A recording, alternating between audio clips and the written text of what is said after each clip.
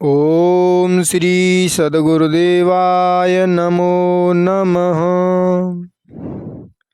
सभी भाई बहनों को मेरा नमस्कार स्वीकार हो।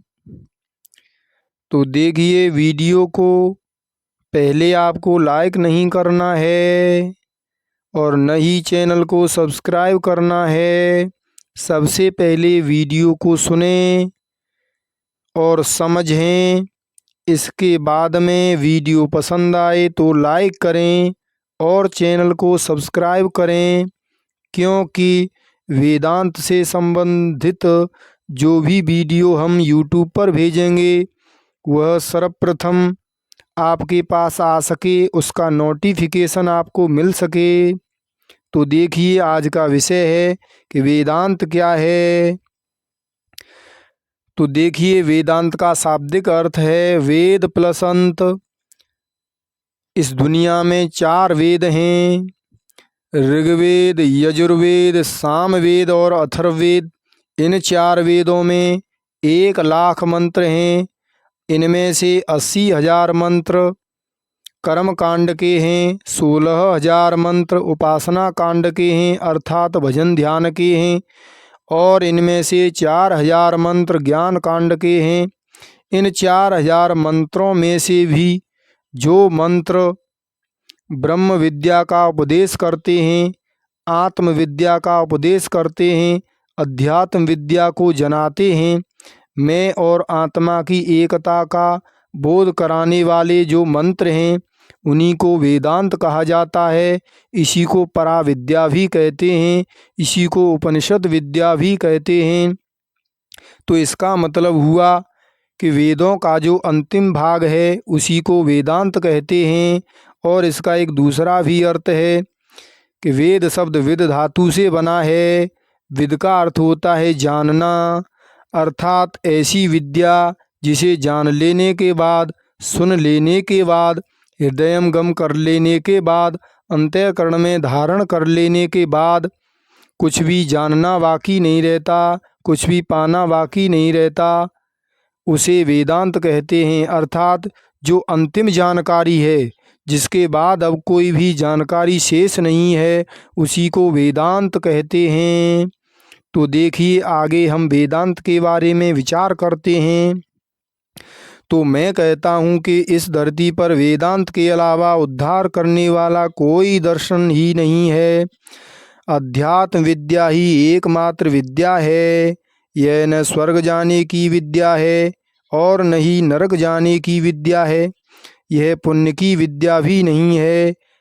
पापियों के लिए भी इसके द्वार खुले हैं और पुण्यात्माओं के लिए भी इसके द्वार खुले हैं, बशर्ते कि उनका अंतःकरण इसके लिए तैयार हो गया हो।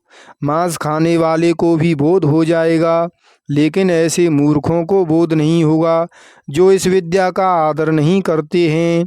ब्रह्म विद्या से ज़्यादा किसी चीज़ को महत्व देने वाले को भी बोध नहीं होगा।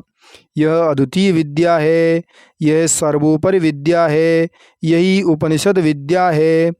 ब्रह्म विद्या का दूसरा नाम ही उपनिषद विद्या है।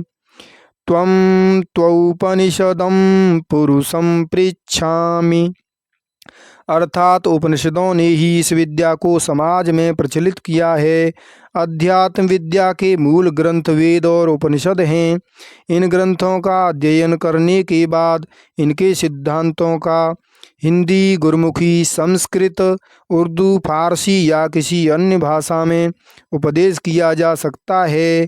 गीता उपनिषदों से ही निकली है, इसीलिए गीता भी उपनिषदों की ही तरह सम्मान के योग्य है। सरलता की दृष्टि से वह उपनिषदों से भी ज़्यादा अच्छी है। भाषा की दृष्टि से उपनिषद हमारे लिए कठिन हैं। वेदांत चेला बनाकर सुनाने की विद्या नहीं है। इसे कोई भी श्रद्धावान सुन सकता है, चाहे वह ब्राह्मण हो, क्षत्रिय हो, वैश्य हो या शूद्र हो, चाहे कोई स्त्री हो या पुरुष हो। जिसके अंदर सुनने का भाव है, उन्होंने चाहे मंत्र लिया हो या न लिया हो, वे सब शिष्य हैं और सुनने के हकदार हैं। वे सभी सुनने के पात्र हैं। अर्जुन ने भगवान श्री कृष्ण से कोई गुरुमंत्र नहीं लिया था। कृष्ण ने गीता में अर्जुन से कहीं नहीं कहा कि ये मंत्र रट, फिर भी अर्जुन शिष्य है। श्री कृष्ण भगवान सुनाते हैं और अर्जुन प्रेम पूर्वक सुनते हैं। तो आगे देखिए, बड़ाई कहीं बाहर नहीं मिलती, वह तुम्हारी सूझबूझ है। तुम क्यों चाहते हो बड़ाई? बड़ाई के गुलाम क्यों हो? अपनी आत्मा को क्यों बेचते हो बड़ाई के लिए? क्या तुम्हारी आत्मा किसी से कम है? यही तो पहला दर्शन है कि कोई भी व्यक्ति अपनी आत्मा में कभी कमी महसूस न करे, अर्थात तुम्हें अपनी आत्मा में अपने आप में कभी कमी महसूस नहीं करनी है। यही वेदांत है। इन्हीं शब्दों के साथ वाणी को विराम। बोलिए सच्चिदानंद भगवान की जय, सद्गुरुदेव भगवान की जय। ओम शांति शांति शांति।